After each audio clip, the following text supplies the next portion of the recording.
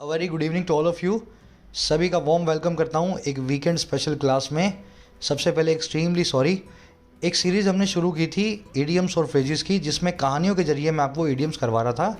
सारी idioms important वाली, उनकी बैक स्टोरी के साथ, ताकि आपको याद ना करनी पड़े, कहानी आपको पता लग जाए, ईडियम आपके दिमाग में बैठ जाए। लेकिन बीच में काम ज़्यादा होने की वजह से मुझे इसको डिसकंटिन्यू करना पड़ा। ऑफिस का भी है, यूट्यूब का भी है, एप्लीकेशन का भी है। लेकिन आपकी बहुत रिक्वेस्ट आई, बहुत प्यार मिलता आपसे, तो मुझे लगता है इस सीरीज़ को हमें कंटिन्यू कर लेना चाहिए। एक लाइक और एक शेयर ज़रूर से देना सेशन को। आज से कंटिन्यू कर रहे हैं। जो लोग नए हैं आराम से सिट बैक और रिलैक्स करो, पिछले 5 पार्ट्स को देख लेना। बाद में आपको हर ईडियम का कहानी, उसके पीछे का ओरिजिन जो बैक स्टोरी है, वो मैं आपको इस सीरीज़ में करवाता जाऊँगा। चलिए, आज की फर्स्ट ईडियम हमारी क्लोक एंड डैगर। देखिए, इस ईडियम को याद नहीं रखना है आपको, खाली क्लोक और डैगर नाम के वर्ड को, इसका मीनिंग समझ लेना है।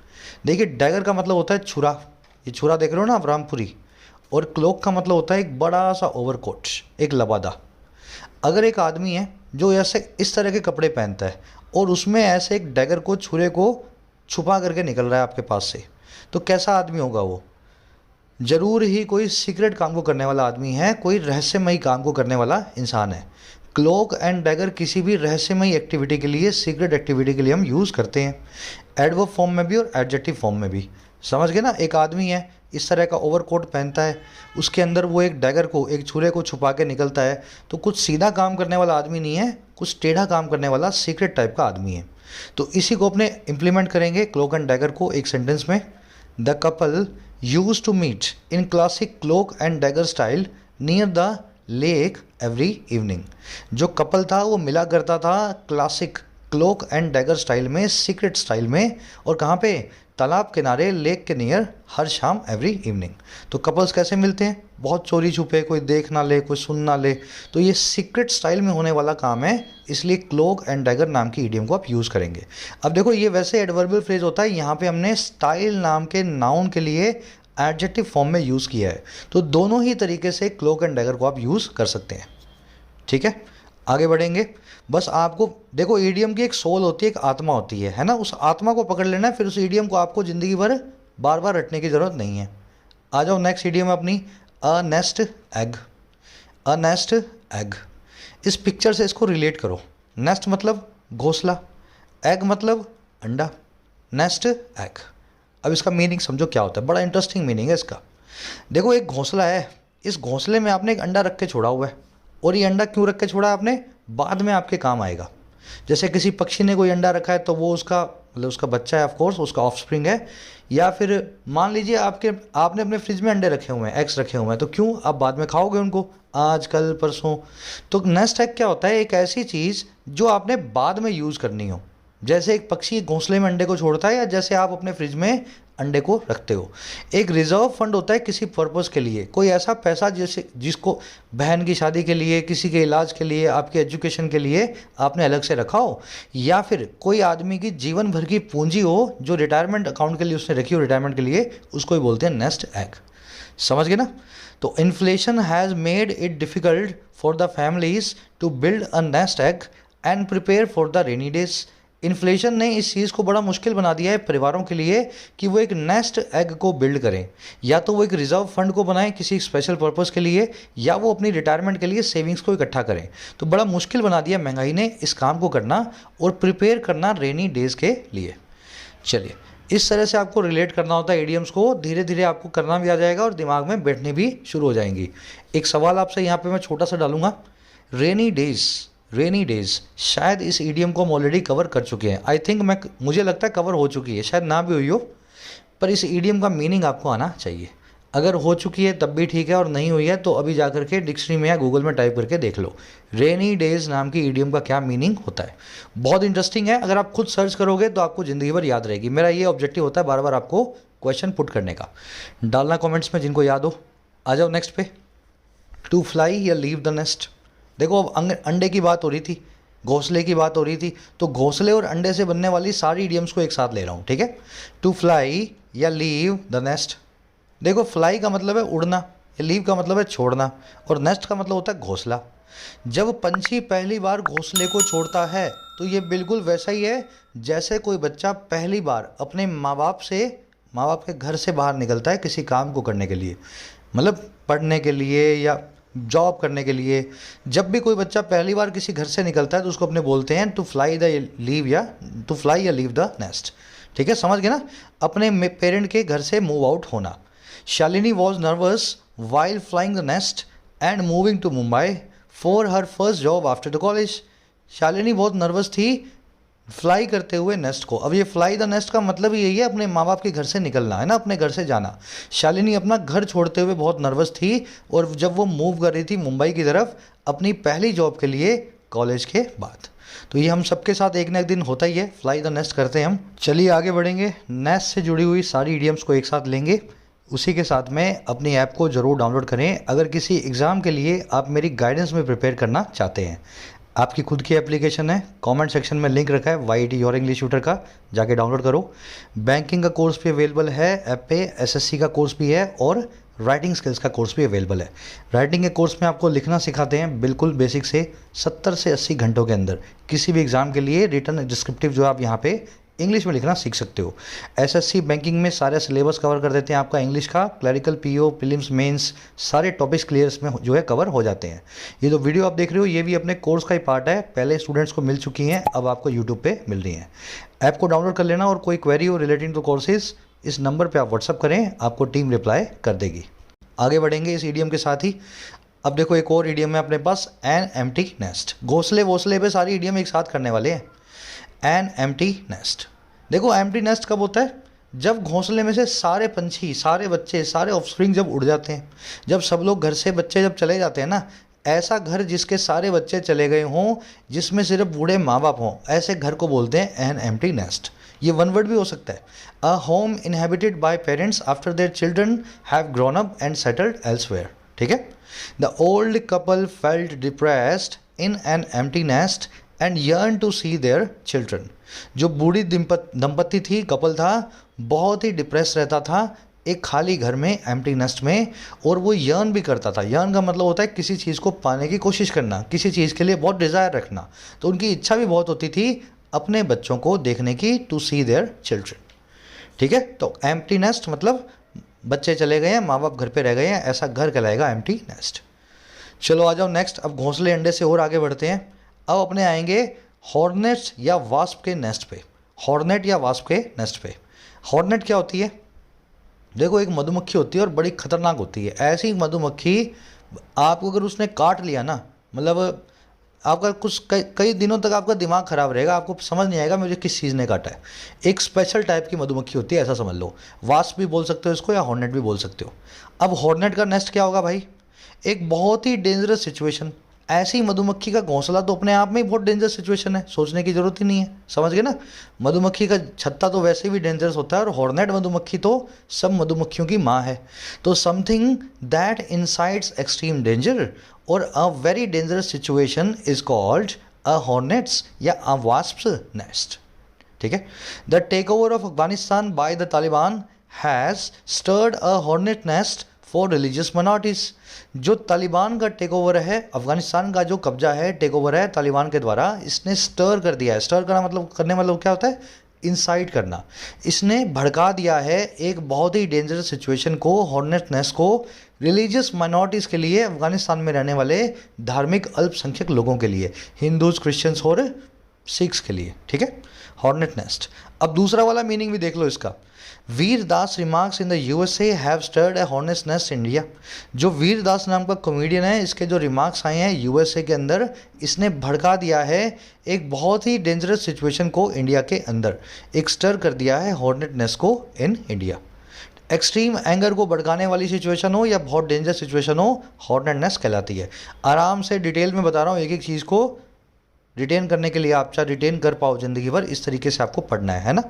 मैं जब अपनी प्रिपरेशन किया करता था कॉलेज डेज में, यही तरीका था मेरा, वर्ड्स को, वन वर्ड्स को, ईडियम्स को कुछ कहानी से रिलेट कर देना या उनके पीछे की कहानी निकाल लेना। अब आ जाओ नेक्स्ट पे, अ मेयर्स नेस्ट। अ मेयर्स नेस्ट, देखिए नेस्ट मतलब घोंसला, मेयर मतलब घोड़ी। घोड़ी का आपने अस्तबल देखा होगा, लेकिन घोड़ी का घोंसला नहीं देखा होगा। घोंसले में पंछी रहते हैं, घोड़ा घोड़ी नहीं रहते हैं। आ रही है बात समझ में। तो मेयर्स नेस्ट पता है क्या होता है, एक ऐसी चीज़ जो एक इल्यूजन हो, इल्यूजन तो समझते हो ना भाई, कोई आपको लगता है कि ये चीज़ काम की है लेकिन काम की निकली नहीं। एक ऐसी फॉल्स डिस्कवरी हुई, एक ऐसी खोज हुई जो बाद में किसी काम ना आई, एक इल्यूजन की तरह हो। या फिर कोई बहुत ही कॉम्प्लिकेटेड या डिसऑर्डरली सिचुएशन हो, बहुत ही अजीब सी सिचुएशन हो, उसको बोलते हैं मेयर्स नेस्ट। मान लीजिए आपको घोड़ी मिल गई है, घोड़ी का घोंसला मिल गया है, तो आपको एक घोंसला तो मिला है, लेकिन जिस घोड़ी का वो घोंसला लग रहा है एक्चुअल में उस घोड़ी का नहीं है, किसी बड़े जानवर का होगा या पंछी का होगा, है ना। तो एक फॉल्स डिस्कवरी आपने की है, आपके हिसाब से घोड़ी का घोंसला है लेकिन एक्चुअल में नहीं है। दूसरा, अगर आपको घोड़ी कहीं घोंसले में बैठी हुई मिल जाए तो समझ लेना सिचुएशन बहुत कॉम्प्लिकेटेड है, बड़ी ही डिसऑर्डरली सिचुएशन है, घोड़े कभी घोंसला नहीं बनाते। अब इस सिचुएशन को देखो, यहाँ पे इस आदमी ने क्या किया, इसने एक पंखा बनाया है जिसको क्या करेंगे, जैसे ही अपने नूडल्स खाएंगे ना, ये पंखा जो है नूडल्स को ठंडा कर देगा। तो ये एक अजीबो गरीब सी सिचुएशन है ना, अजीबो गरीब सी इन्वेंशन है, इसके लिए अपने यूज़ करेंगे मेयर्स नेस्ट को। अब देखो यूज़ कैसे करना है। न्यूज़पेपर में आप आर्टिकल देखोगे, सेंटेंस देखोगे, the opposition has termed the GST a mare's nest. Opposition ने टर्म किया है, नाम दिया है GST सिस्टम को, टैक्स सिस्टम को, एक फॉल्स डिस्कवरी या एक इल्यूजन। ऑपोजिशन का कहना है कि GST से कोई भी प्रॉब्लम दूर नहीं होगी बल्कि प्रॉब्लम्स बढ़ने ही वाली हैं, है ना। वैसे India's tax laws seem a mare's nest to most multinationals. India के जो टैक्स के कानून है वो बहुत ही कॉम्प्लिकेटेड या डिसऑर्डरली लगते हैं ज़्यादातर अंतर्राष्ट्रीय कंपनियों को, मोस्ट मल्टीनेशनल्स को। तो इस तरीके से रियल लाइफ में इस ईडियम को आप न्यूज़पेपर्स में, आर्टिकल्स में देखते हो। जाओ नेक्स्ट ईडियम पे, the seamy side of something. बहुत ही अच्छी ईडियम है ये। सीमी का मतलब पता क्या होता है आपको, सीम समझ लोगे ना तो सबको समझ में आ जाएगा। सीम का मतलब होता है रिंकल्स, यानी कि सलवटें। या फिर आप देखो ये टी शर्ट है ना, ये शर्ट है, एक डेनिम शर्ट है, इसको आप उल्टा करोगे तो आपको इसमें टांके मिलेंगे इस तरह के, इसको बोलते हैं सीम्स। या तो इसको बोल दो, या रिंकल्स होती हैं किसी कपड़े में, ये जो आप देख रहे हो टी शर्ट, इसकी रिंकल्स को, इसके सलवटों को बोलते हैं सीम।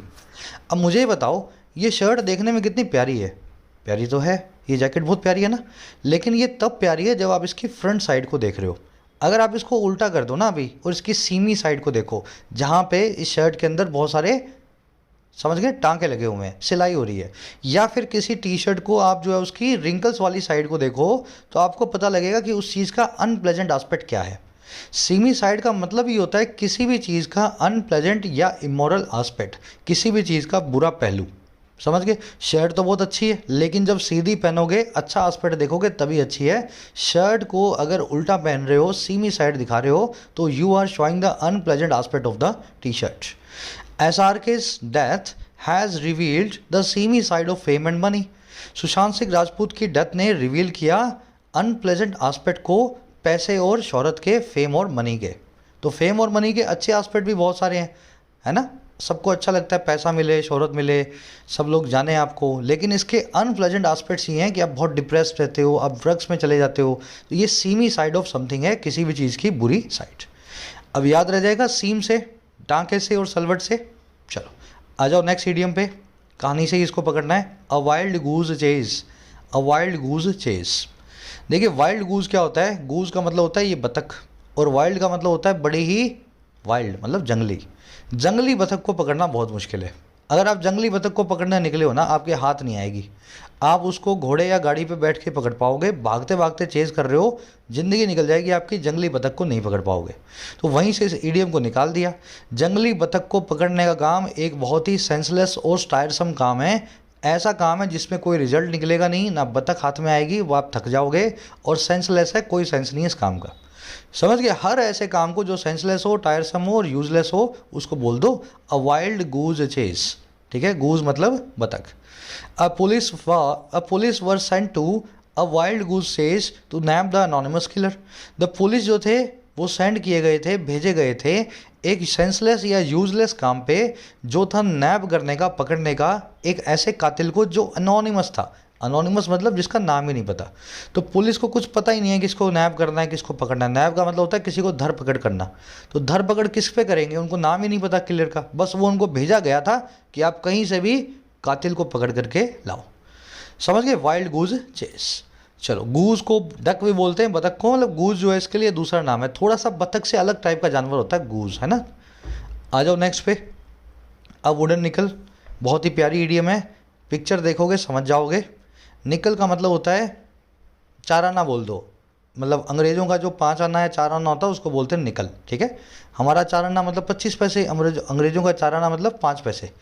तो उनका जो 4 आना 5 आना है वैसे तो उसकी कोई कीमत नहीं है ज़्यादा, है ना, लेकिन अगर वो भी लकड़ी का हो, लकड़ी का हो मतलब दूर से देखने में तो आपको लगा 25 पैसे का सिक्का चवन्नी का, लेकिन वो चवन्नी भी नकली निकल जाए तो उस चीज़ को बोलते हैं वुडन निकल। एक ऐसी चीज़ जिसकी देख करके कोई वैल्यू वैसे भी बहुत कम लग रही थी और बाद में पता लगा उसकी जो वैल्यू थी वो भी नहीं है, वो भी वो लकड़ी की निकली, चवन्नी तो थी लेकिन वो भी लकड़ी की, है ना, ऐसे इसको समझ लो। A person who appears to have some value but turns out worthless. एक आदमी या कोई चीज़ जो दिखाई देती है थोड़ी कीमती होगी लेकिन बाद में निकलती है useless. The employment scheme turn out to be a wooden nickel due to excessive corruption. जो सरकार की रोजगार की स्कीम थी वो एक वुडन निकल जो है टर्न आउट हुई। टर्न आउट का मतलब होता है निकल करके आना, है ना। तो सरकारी स्कीम जो है निकल करके आई एक वुडन निकल के जैसे, अंग्रेज़ों की 4 आने के जैसे। किस वजह से? एक्सेसिव करप्शन की वजह से, बहुत ज़्यादा जो है भ्रष्टाचार की वजह से। मेरे ख्याल से क्लियर हो गया ना, लकड़ी का चवन्नी, वुडन निकल। आ जाओ नेक्स्ट पे। एक रिवीजन ज़रूर दिया करो, उसके बाद आपके दिमाग में बैठेंगे। इट टेक्स अ विलेज, बहुत ही प्यारी इडियम है। It takes a village actual में फ्रेज है ये। इसका मतलब ये होता है कि किसी काम, ऐसा काम जिसको करने के लिए पूरे गांव को इकट्ठा होना पड़े। It takes a village to build this city, it took a village to build this company, it took a village to, जो भी काम आप कर रहे हो, अगर कोई भी काम आपको ऐसा लगे जिसमें आपको ये बताना हो कि ये काम करने के लिए बहुत लोगों के एफर्ट्स की ज़रूरत है या बहुत लोगों ने एफर्ट्स डाला था, तो आप उस काम के लिए यूज़ करें इस प्रोवर्ब को, इट टेक्स अ विलेज। जैसे गांव में किसी काम को करने के लिए सारा गांव इकट्ठा करना पड़ता है, कोई बड़ा काम हो तो टेक्स अ विलेज। जैसे it takes a village to raise a child, एक बच्चे को बड़ा करने में बड़ा ही मुश्किल काम होता है ना। टेक्स अ विलेज का मतलब है बहुत ही टायरसम या काम है जिसे बहुत लोगों की ज़रूरत होती है। वैसे it takes a village to extinguish a forest fire, एक जंगली आग को बुझाना बड़ा ही मुश्किल काम है। It takes a village to extinguish a forest fire. चलिए बैठ गया कॉन्टेक्स्ट, बढ़े आगे। आ जाओ नेक्स्ट ईडियम पे, अ विडोज क्रूज। बहुत अच्छी ईडियम है ये, एग्जाम आप उठा लो एसएससी के 10 साल के किरण की किताब को, 4-5 बार ये ईडियम आपको मिल जाएगी, अ विडोज क्रूज। अब देखो क्रूज क्या होता है और विडो क्या होती है। विडो मतलब विधवा औरत, है ना। ऑफ कोर्स एक विडो ऐसी औरत होगी जिसके पास ज़्यादा पैसे नहीं होंगे। और क्रूज़ का मतलब होता है ये जो छोटे छोटे पॉट्स देख रहे हो ना आप लकड़ी के, सॉरी मतलब मिट्टी के, इसको बोलते हैं क्रूज़। क्रूज़ को जार भी बोल सकते हैं, ठीक है, जार भी बोल सकते हैं या छोटा सा पॉट भी बोल सकते हैं। अब विडो का क्रूज़ क्या होगा? देखो अगर विडो एक विधवा है, अगर उसका लकड़ी का जो कुछ बर्तन है, अगर उसमें कुछ भी होगा ना बहुत कम होगा, अकेली है बेचारी, कोई इनकम सोर्सेज नहीं है, पति चला गया उसका, उसके अगर बच्चे भी नहीं है मान लो, तो बहुत ही वो होगी उस टाइप की पुअर विडो होगी वो। लेकिन बाइबल में एक ऐसी कहानी है कि एक पुअर विडो थी जिसके दरवाजे पे भगवान खाना मांगने आए और उसने बोला मेरे पास तो कुछ भी नहीं है इस जार के सिवा। तो भगवान ने बोला जिस जार में जो है ना मुझे उसी से खाना खिलाओ, और मेरे कुछ दोस्त भी हैं उनके लिए भी कुछ बढ़िया बनाओ। उसने बोला बहुत कम है इसमें, तो बोला मैं तुम्हें बोल रहा हूँ ना तुम बनाओ। तो उस जार में से क्या हुआ, उसने खाना बनाया और इतना खाना बनाया कि वो बनता गया और एंडलेस सप्लाई निकली उस जार में से। वो भगवान ने उसको बोला होगा तो इस वजह से उस जार में कभी खाना खत्म ही नहीं हुआ। तो एक कहानी है, एक बाइबल की फेबल है, वहाँ से हमने इस ईडियम को निकाल लिया, विडोज क्रूज। अब इसका रियल लाइफ मीनिंग क्या है? एक स्मॉल सप्लाई सोर्स हो, देखने में लगे आपको कि ज़्यादा इससे कुछ फ़ायदा मिलेगा नहीं, लेकिन वो एक्चुअल में निकल करके आए एक बहुत ही सरप्राइजिंगली ह्यूज सप्लाई सोर्स। ये बिल्कुल, ये निकल है ना, निकल का बिल्कुल उल्टा है ये वुडन निकल का। निकल क्या है, देखने में लगता है कि छोटी मोटी वैल्यू होगी, लेकिन निकलता है वो लकड़ी का, चवन्नी, लकड़ी की चवन्नी, है ना, वो बिल्कुल उल्टा है। और यहाँ पे विडो के क्रूज़ में क्या हो रहा है, देखने में तो विडो का क्रूज़ है, एक विधवा का जार है, लगता है देख के कुछ होगा नहीं उसमें, लेकिन जब उसको यूज़ करना शुरू किया तो उस चीज़ में बहुत सारा कुछ सरप्राइजिंगली बहुत सारा जो उसमें क्वांटिटी निकला। मैं आपको एग्जांपल देता हूँ। Solar energy if use properly can turn out to be a widow's cruse. कह रहा है सोलर एनर्जी को अगर आप प्रॉपरली यूज़ कर लें तो ये एक्चुअल में निकल करके आ सकती है एक एंडलेस या सरप्राइजिंगली ह्यूज सोर्स ऑफ जो है एनर्जी, ठीक है ना। मतलब एंडलेस सप्लाई है सोलर जो है एनर्जी में, अगर आप ठीक से उसको यूज़ करें कभी ख़त्म ना होने वाली है, विडोज क्रूज। अब आ जाओ अपनी नेक्स्ट ईडियम पे, अ विडोज माइट। विडो वाली 2 ईडियम्स है, क्रूज और माइट, दोनों को साथ में लेकर के चलते हैं, ठीक है। माइट का मतलब क्या होता है, एक छोटा सा कॉन्ट्रीब्यूशन। जैसे चंदा मांगने आपके घर पे कोई आया, आपने 10 रुपये दे दिए, 20 रुपये दे दिए, तो छोटा सा कॉन्ट्रीब्यूशन कहलाता है माइट।